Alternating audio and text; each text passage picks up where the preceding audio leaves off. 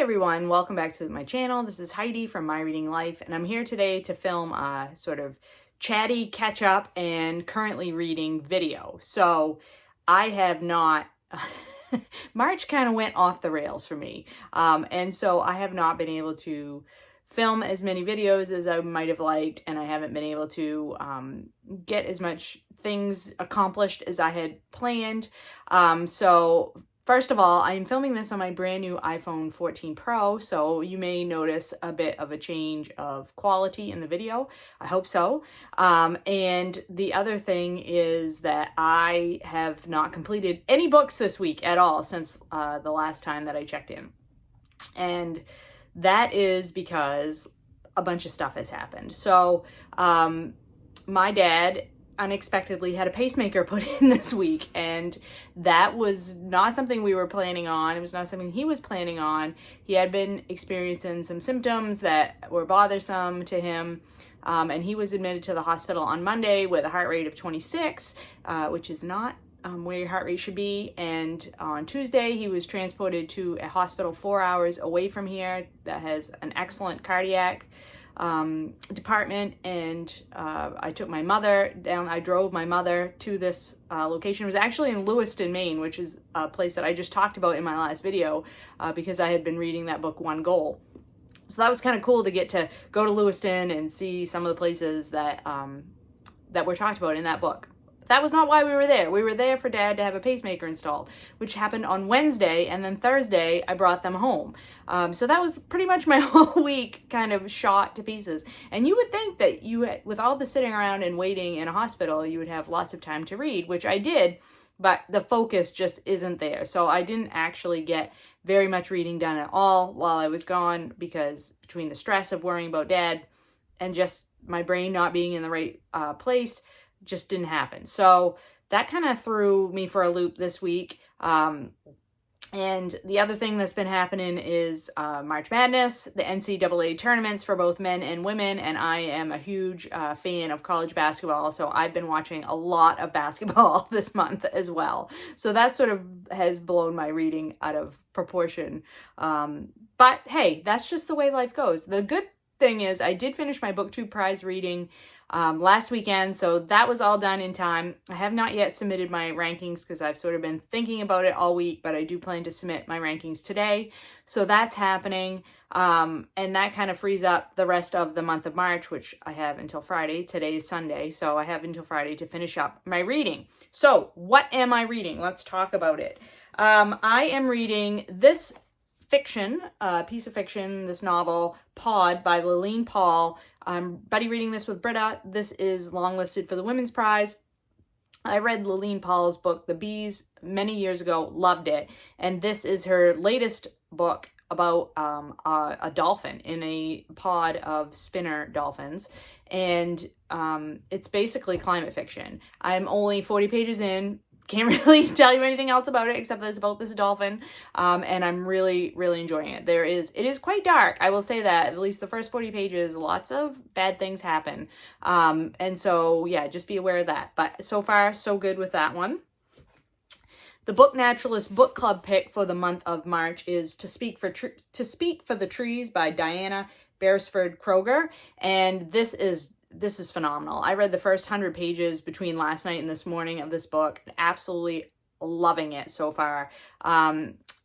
Beresford-Kroeger is a woman who was born in Ireland, currently lives in Canada, and this tells the story of her childhood.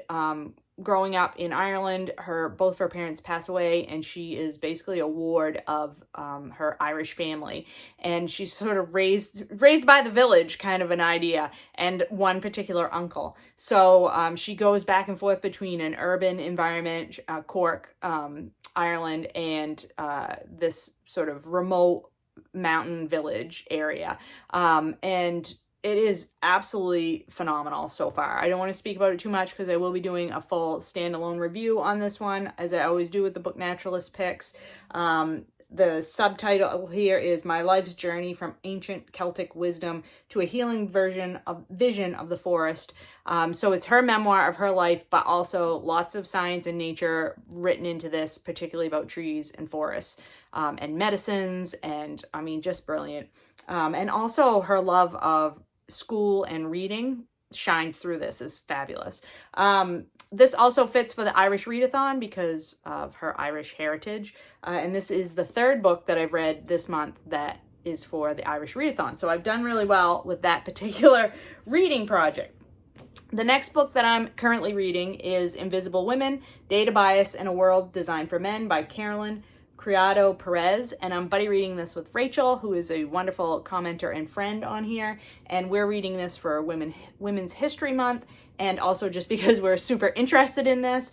And this book is so good. It's so good. It's enraging, but it's also fascinating. It's so interesting, all about how research on everything has been done primarily on men, and then the results of that research have just been extrapolated out to apply to women, which sometimes they do and sometimes they don't. Like particularly the section I'm reading right now is about medicine and how many of the trials, the medical trials for particular drugs or devices for medical implementations were done with primarily men, some cases entirely men, and then the results do not apply to women. Either the medicines don't work at all on women or they work in a different way.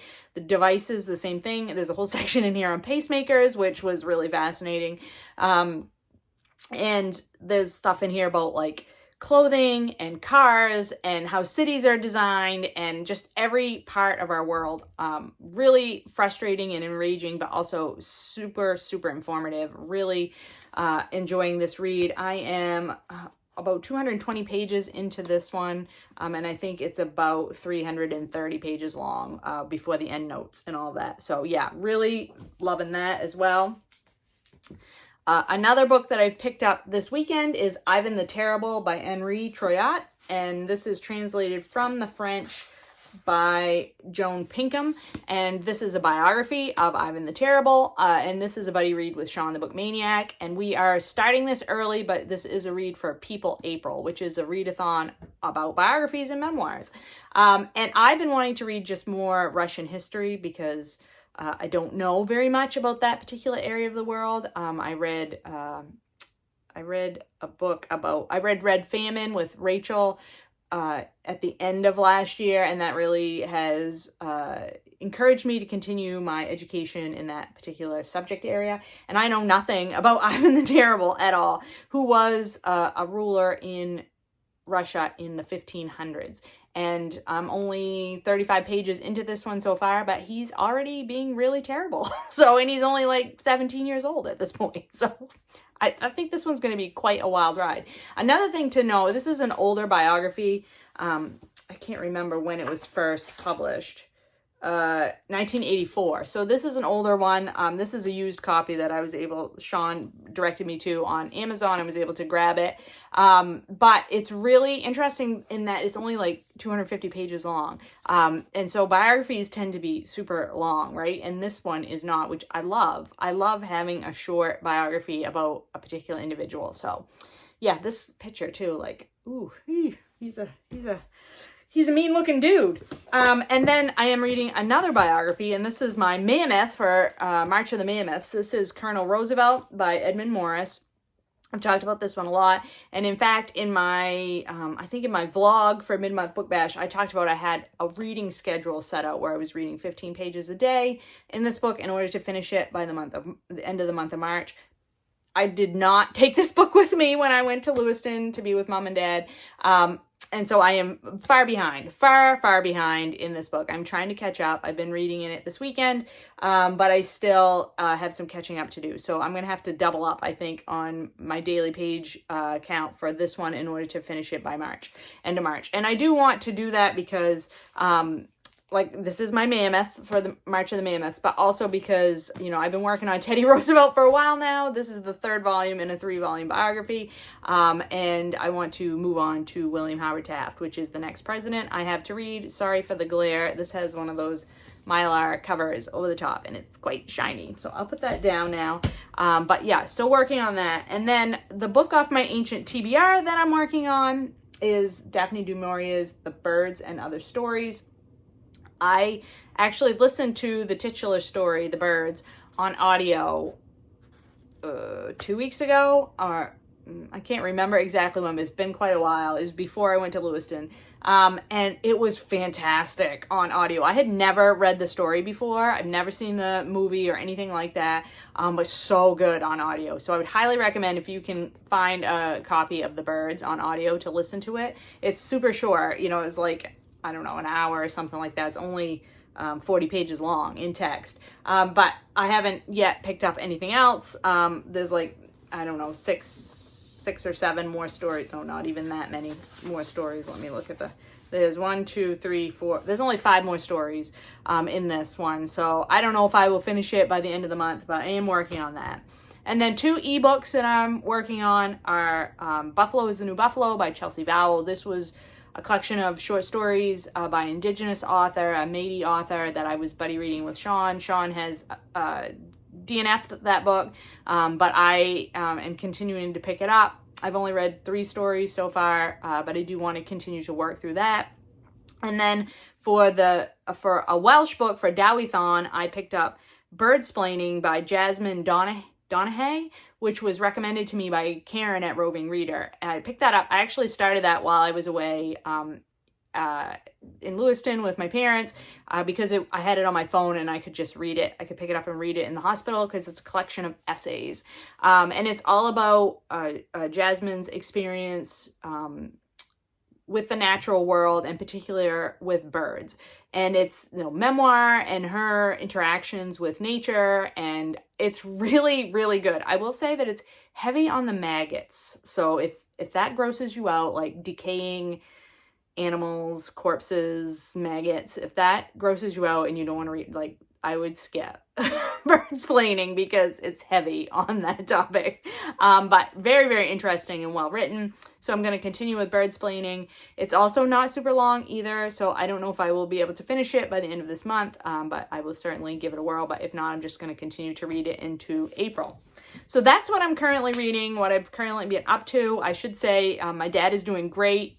Like I said, the pacemaker was installed on Wednesday, and we came home on Thursday, and every day he's feeling much, much better. You know, his heart rate is 70 now, which is definitely much more the thing. We've been joking that he's going to be wanting to run marathons anytime now. So medical technology and is just amazing. I will also shout out the incredible medical staff at both our local hospital and the Central Maine Medical Hospital, where the cardiac unit was, that treated him. Just everybody was fabulous and treated us so well, with good humor and kindness and consideration. Just fantastic.